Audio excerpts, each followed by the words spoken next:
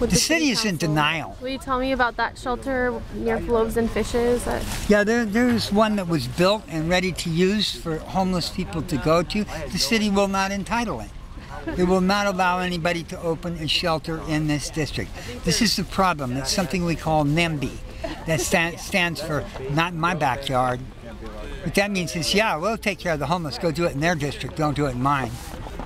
And we have a very strong opposition in the River District here to any kind of homeless development because of the River District Business Association, citing the fact that they feel there's already too much homelessness in their district, and why encourage more of it?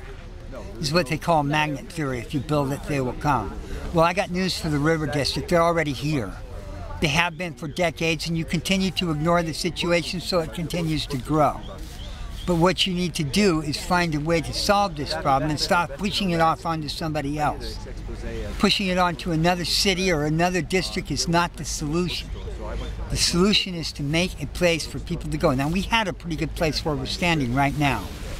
This is out in an area near the river, but not on the river. It's separated by a levee, so there's no pollution in the river that's really involved. We've offered as safe ground to come out here and put down porta potties so that we can deal with the sanitation issue. The city tells us that if we do that, we'll be developing infrastructure and therefore won't allow us to do it. They say this camp is not sustainable.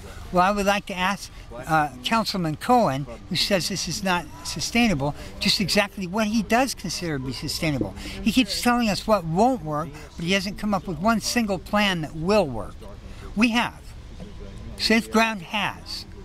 We can deal with this, but they will not listen. So the police are coming in and confiscating anything left, and if they're not out by 6 p.m. tonight, December 28th, 2011, then they will be arrested.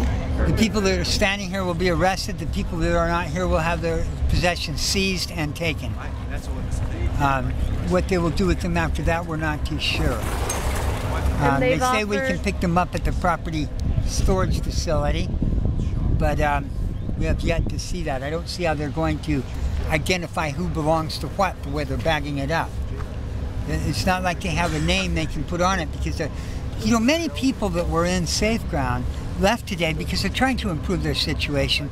They're trying to either get some kind of SSI and public assistance, or they're at school, or they're trying to get a job, or they're trying to do some of these things that will improve their life condition. And while they're gone, the police have moved in behind them. By the way, they said they wouldn't be here until the 2nd of January, and here they are on the 28th of December, 4 days before they were supposed to be here. And they're taking everybody's stuff while they're out trying to take care of their business. And when they come home tonight, they're going to find out they don't have anything left. They'll all be gone. And we know they're not at Friendship Park because Friendship Park closed today because of this. So there'll be nobody there today that was part of this camp. So they must be off somewhere else in town. In order to get anything done in this town, you have to travel all over town. To go to welfare, to go to Social Security, to go to Medi-Cal, to go to any of these places. They're all on opposite ends of town, and time is short when you're riding the bus. And most people, they have a hard time even getting the money together to get a bus ride, much less maintain a car, so that they can move around this town easily. And boy, these buses, they don't move fast.